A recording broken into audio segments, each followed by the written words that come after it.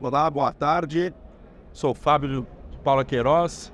Estamos falando aqui diretamente do Pode Associar, o novo podcast da CIF, diretamente aqui do Startup Summit. Bom, hoje eu acho que vai ser mais um bate-papo do que propriamente uma entrevista. Estou com dois amigos e parceiros também de ramo. Então, estou com o Doreni Caramori, que é do setor de eventos há bastante tempo. Gostaria que você se apresentasse um pouco, Doreni. Quanto tempo você está na área de eventos? E depois eu já passo a palavra para a Ju, na verdade Juliana Mota, mas a gente tem intimidade para chamar de Ju, que também conheço há bastante tempo. E então, Doreni, gostaria que você se apresentasse um pouco aí. Boa tarde, Super Fábio, boa tarde, Ju. Obrigado aí, agradecer a CIF pela oportunidade, pelo convite. Agora, não me tinham combinado comigo, não tinha pergunta capciosa. Perguntar quantos anos de associativismo é cruel. Mas dizem que faz mais de 20. Né? Agora, quantos mais de 20 aí deixa, né? Vamos deixar no 20 que parou. Mais 20 de associativismo. E no setor de eventos? Comecei um ano antes, é 23 de eventos e 22 de associativismo. Então, começou cedo, já no setor... Com 6, 7 anos de idade, eu já comecei a fazer a conta, né? Não, eu empreendi aos 19, foi o meu primeiro negócio, e comecei associativismo aos 20, fui fundador da CIF Jovem, do Conselho Estadual de Jovens Empresários, depois tive a oportunidade de presidir a CONAGE, a nossa querida associação comercial, com orgulho, fui presidente do conselho, e agora há algum tempo aí presido a associação do meu setor, né, que é a ABRAP, uma entidade aí que tem capilaridade nacional e que também ajuda a construir essa carreira aí voluntária no associativismo. A ABRAP é a Associação Brasileira de Produtores de Eventos. Ela fez um grande trabalho durante a pandemia também, fui testemunha do teu esforço e trabalho que fez pelo setor. E a Ju Mota, né? A Ju também a gente já se conhece há bastante tempo, sei que hoje está como presidente da Abrazel e eu fico muito feliz, né, porque eu também já passei, né, por essa cadeira. Ju, queria que você se apresentasse um pouco, falasse um pouco, né, do teu trabalho, quanto tempo você é empresário, quanto tempo que você está também no setor aqui das entidades. Obrigada pelo convite, Fábio. Como eu estava falando antes aqui nos bastidores, é uma conversa de botequim, né? Tava faltando só o chopinho para a gente bater um papo. Mas eu sou Juliana Mota, estou como presidente da Abrazel hoje de Santa Catarina, Associação Brasileira de Bares e Restaurantes em todo o estado. Como empresária, já atuei no setor de eventos, já tive uma empresa aí de produção de eventos, já fiz casamento, decoração. Inclusive até hoje o Fábio ainda dá uma incomodada que eu tinha que voltar para esse setor. Mas também trabalho em outros setores, né, em outros nichos e também com restaurante. Bom, acho que o assunto que a gente vai abordar hoje é justamente, né, a importância de uma associação em um momento de crise. Foi que a gente viveu. O setor de eventos, ele, né, com certeza foi o setor mais afetado durante a pandemia. Obviamente que a conta ainda está sendo paga, por mais que para muitos setores a pandemia é algo do passado, mas o setor de eventos ela ainda é muito presente, né? E as associações elas fizeram um papel muito importante, né? A Abrazel foi muito atuante nesse período para poder defender situações ali com o setor de bares e restaurantes, da mesma forma a ABRAP, né? Então eu gostaria um pouco, Doreni, que você colocasse assim qual foi o trabalho, né, que uma associação num momento de crise como esse, né, que realmente pegou no coração do setor, quanto que representou e quanto que realmente ajudou as empresas do setor, né, aqueles que sobreviveram, a estarem se recuperando. Muito desafiador, né, fazer isso em 30 minutos, porque foi uma vida, talvez esses 2 anos aí foram de muito engajamento, muito envolvimento. Acho que o impacto no setor, qualquer pessoa pode imaginar, né? A pandemia impactou a vida de todos nós, então na pessoa física todos nós tivemos um impacto, impactou a vida de todas as empresas, independente do setor, mudou a forma de trabalho remoto, etc, né? Naturalmente no setor de eventos ele impediu a gente de trabalhar, né? Todos os outros setores tiveram restrições, alguns por alguns dias, outros por alguns meses. No nosso caso foram 24 meses de restrição, né? É um grande período completamente proibido e um período pequeno ao final com alguma restrição, mas que inviabilizava muita coisa.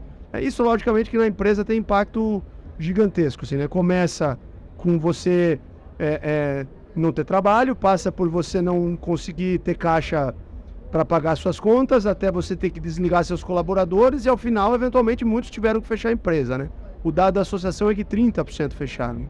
E aí, diante desse quadro, cabe a uma associação de classe fazer o papel de representar e defender os interesses dos seus associados, né? No nosso caso, o desafio era um pouquinho maior, porque os eventos viraram os inimigos da população, né? Quer dizer, o cara ligava o Jornal Nacional ou qualquer outro telejornal na televisão e dizia: não aglomere, não vai evento, não sai de casa, não aglomere, vai evento, não sai de casa. A gente então acordou um indutor do desenvolvimento, dormiu um indutor do desenvolvimento e acordou o inimigo da saúde da galera, né?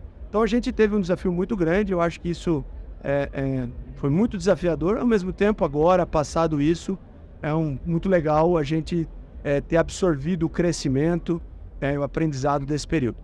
E você acha que a pandemia, de certa forma, ela fez um filtro, né, nas empresas? Ela realmente, assim, acabou fazendo com que hoje as empresas que sobreviveram esse período, de certa forma, estão em plena recuperação, ou é um processo ainda muito lento? Eu acho assim, eu até achei que faria um filtro, mas o nosso setor, né, de eventos especialmente, eu sei que a Ju tem mais experiência no setor da gastronomia, talvez seja um pouquinho diferente.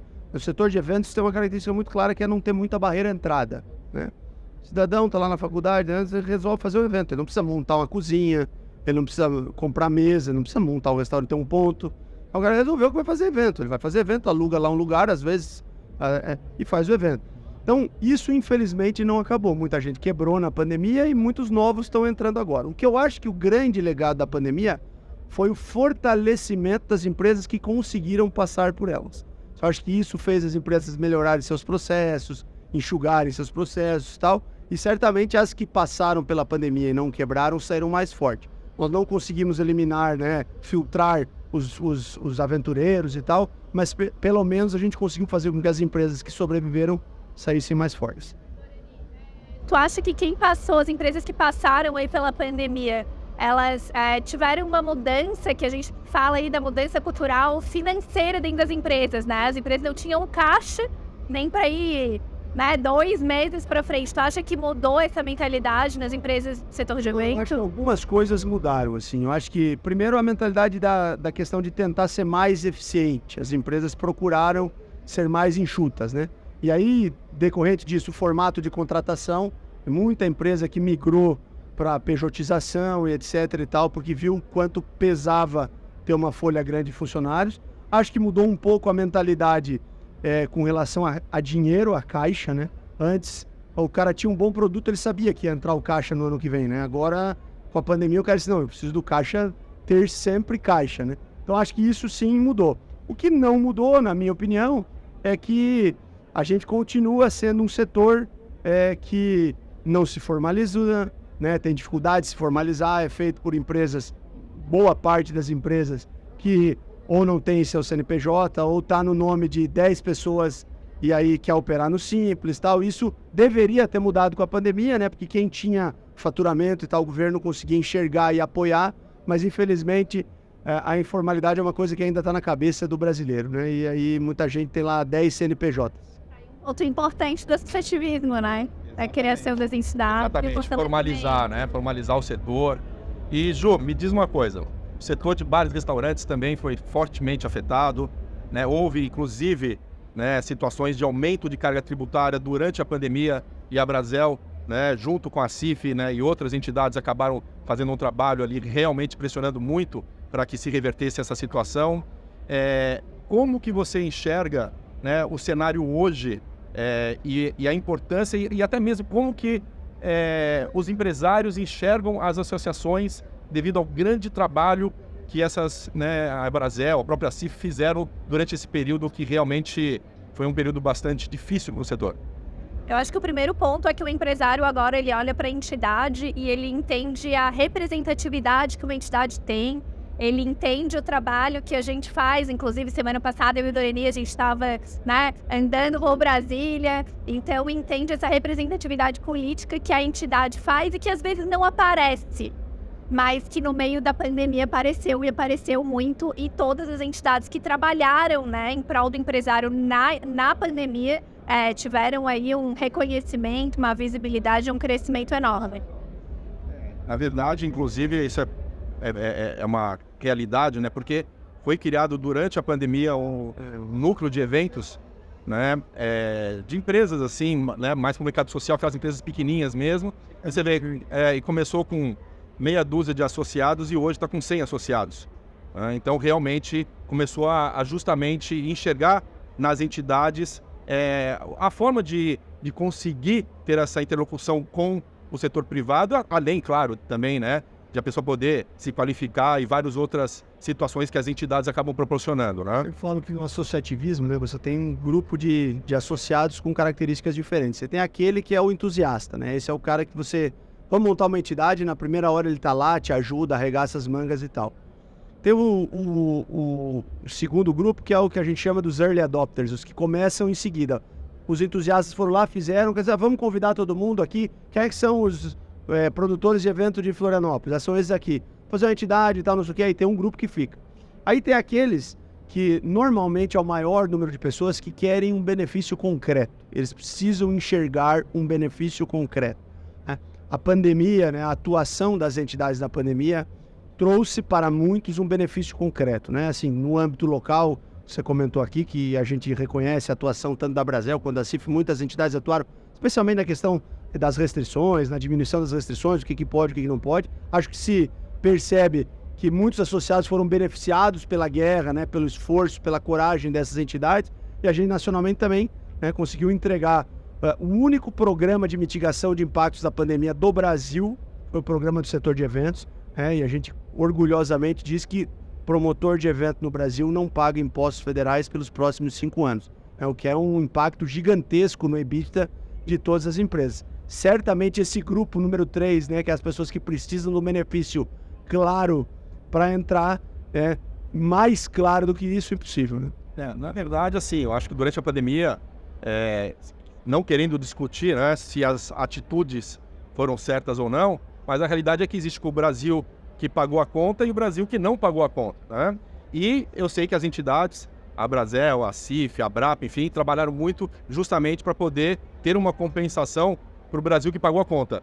Ju, me diz uma coisa.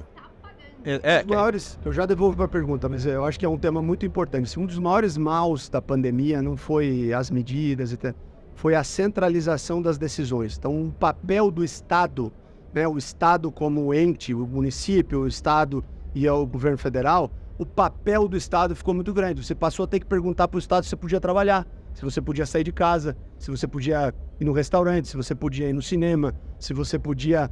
E com isto, né, para dialogar com o Estado, o empresário individualmente, ele não consegue, né? Aí o papel das entidades passou a ser fundamental. E eu sei que a Brasel também, Ju, está com uma ação, né, de reparação do setor, acho que em todos os estados, quase todas as grandes cidades, acho que todas as capitais, porque é justamente isso, né? Não se discute, mas se discute que houve, né, uma perda e uma parte pagou a conta. Isso, como que está esse trabalho? Tem avançado? Eu sei que tem a Perse, né, que foi colocada né, aqui pelo Doreni, mas isso tem andado, tem avançado?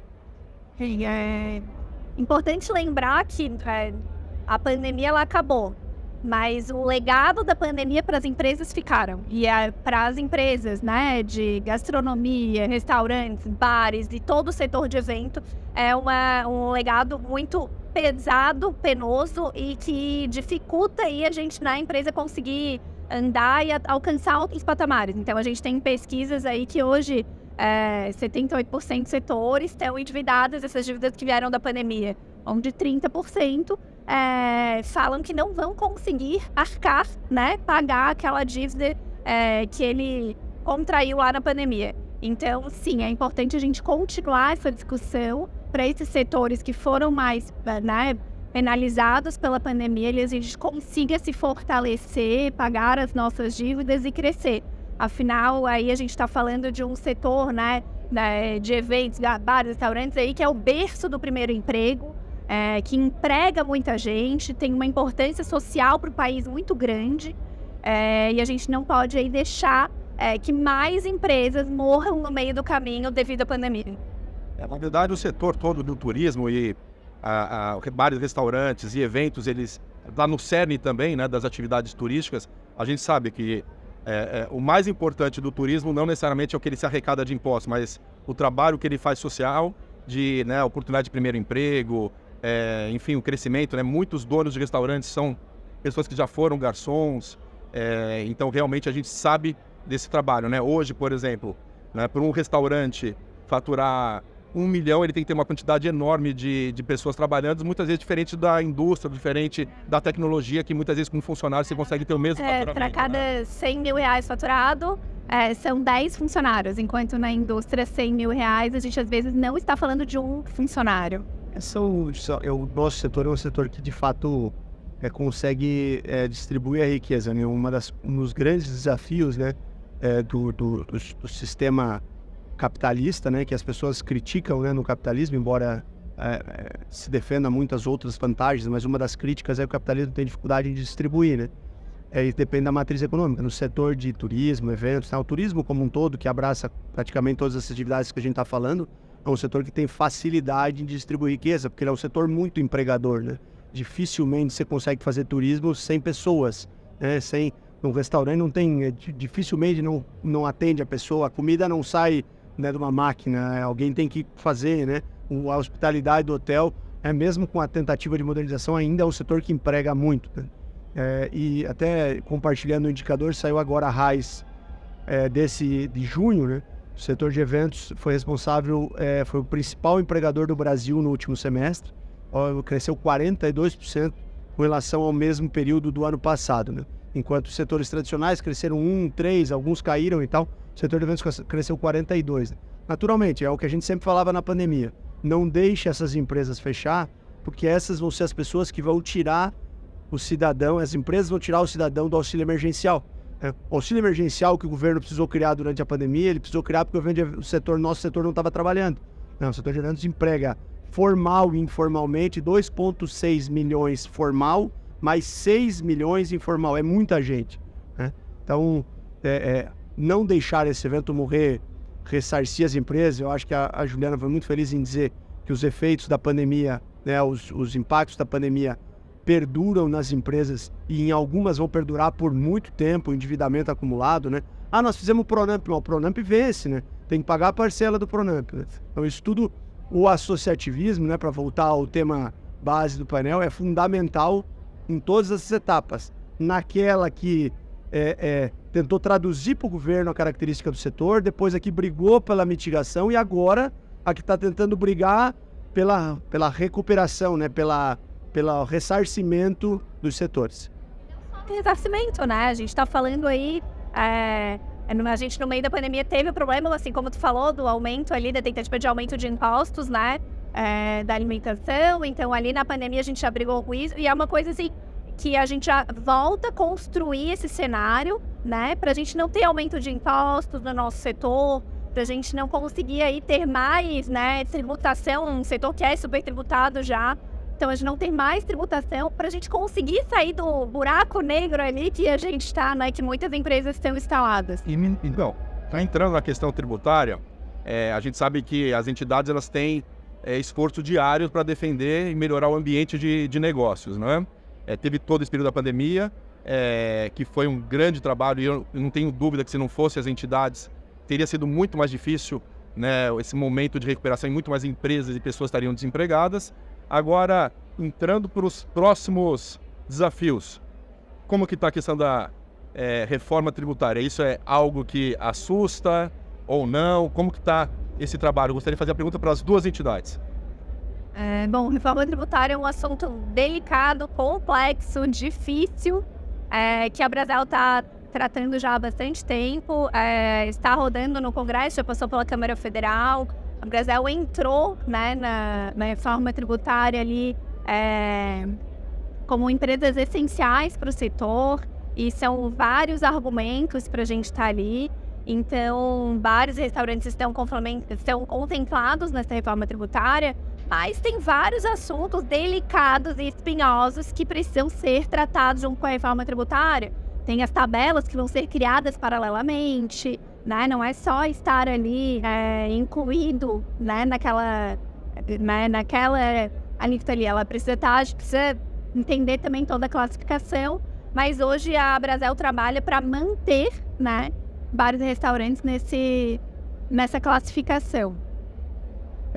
A reforma tributária, eu tenho dito lá na associação que ela é uma luta, na minha opinião, de pelo menos mais 10 anos. Porque, embora o texto esteja tramitando, boa parte do texto será detalhada inicialmente em leis complementares, depois, naturalmente, vão ter as leis ordinárias e as portarias, né? Então, até chegar no bolso do empreendedor, tem um desafio muito grande ainda pela frente. A gente teve também um trabalho grande aí nessa primeira etapa.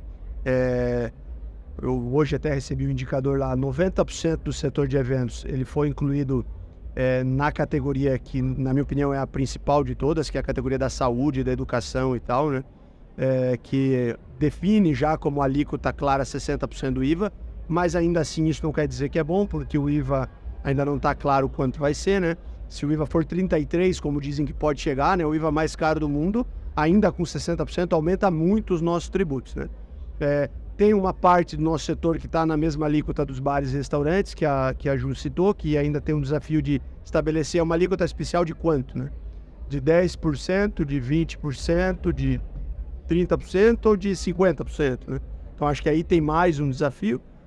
Nós temos um desafio de tentar incluir os 10 que faltam, né? Hoje, por exemplo, feiras, essa feira aqui não está contemplada nesse programa. Feiras, congressos e tal, não está em nenhuma das alíquotas especiais, nem na de 60% nem a indefinida. Então nós temos esse desafio, né?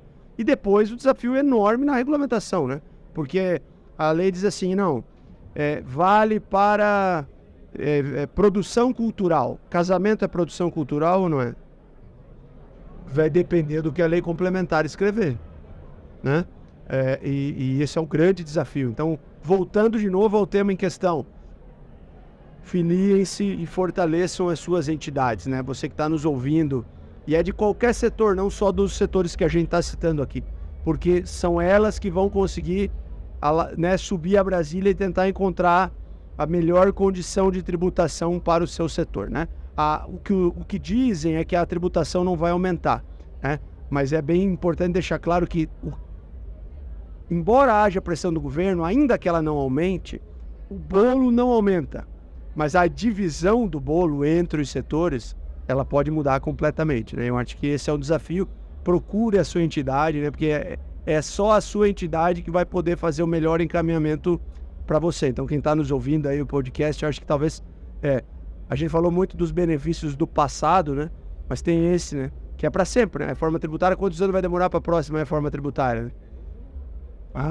A nossa... Vai em 78. A nossa geração de empreendedores vai viver para sempre com essa reforma tributária que está sendo votada agora. Então, se for ruim, se prepara para viver com um negócio ruim. Acho que a entidade tem um papel importante nisso. Ontem, na CIF, teve uma apresentação, uma aula, na verdade, sobre, né, a questão da reforma tributária. E aí, de fato, indo nessa linha, o quão que é importante, né, o empresário, não só o empresário, mas a população, tá atenta a esse assunto, né? Porque é um assunto difícil, que inclusive para as entidades existe até uma dificuldade muito grande de conseguir transmitir esse conhecimento, né? E justamente o que ela vai gerar de impacto para a sociedade. E vocês, né, pela experiência que vocês estão tendo, as entidades elas estão tendo espaço, está conseguindo fazer o contraponto na questão dessa reforma. Eu sei que o Paulo Somuti tem feito um grande trabalho lá em Brasília, Doreni também, ali, né, né, nesse assunto, mas realmente assim, as entidades estão fazendo o contraponto e sendo fundamentais nessa questão da reforma? Não, eu tenho dito e reafirmo que o Congresso Nacional é um ambiente especial para o associativismo, né? é um lugar onde você consegue ir e dialogar. O Congresso é muito melhor do que o Poder Executivo. A gente, inclusive, às vezes tem dificuldade de entender o papel de um deputado, vota até mal, né? Não sabe para quem votou, para deputado e para senador e tal, mas é um espaço especial. Acho que a Câmara demonstrou aí ser permeável, né? Mas, naturalmente, né, a estratégia adotada afastou um pouco a sociedade civil, porque até então ninguém sabia de número nenhum. A gente praticamente ficou o processo todo de debate com a Câmara debatendo premissas. Agora o cidadão, o empresário vai começar a receber um número que impacta a sua atividade. Então o Senado, na minha opinião, vai ter um trabalho muito maior. Ju, gostaria que você também fizesse comentários sobre esse trabalho no Congresso e também que fizesse já suas considerações finais. Bom, esse trabalho no Congresso, ele não para, né, Fábio? A gente não trata só da reforma tributária também, assim, a gente vai seguindo. E como o Dorene falou, realmente, no Congresso é muito mais fácil a gente trabalhar. A gente tem um estado, Santa Catarina é o estado mais associativista do Brasil. Então, é importante também fomentar esse associativismo aqui no nosso estado, assim como acontece no Brasil inteiro. A Brasel está sempre procurando aí trabalhar em prol de todo o setor, e a gente fala aí da alimentação fora do lar. E quando eu falo da alimentação fora do lar, a gente também tem, assim como a Brasel tem associados que também estão lá na BRAP, e a BRAP também tem associados que estão na Brasel, compartilham as duas entidades, assim mesmo como a CIF, porque é isso mesmo, a gente tem aí que fortalecer, né, as nossas entidades, fortalecer o associativismo e sempre pensar aí nos valores que a gente quer trazer e nas diferenças que a gente quer trazer no associativismo aí para as próximas gerações. Reforma tributária, a gente está falando aí de um processo que são para as próximas gerações. E ficar importante aí, né?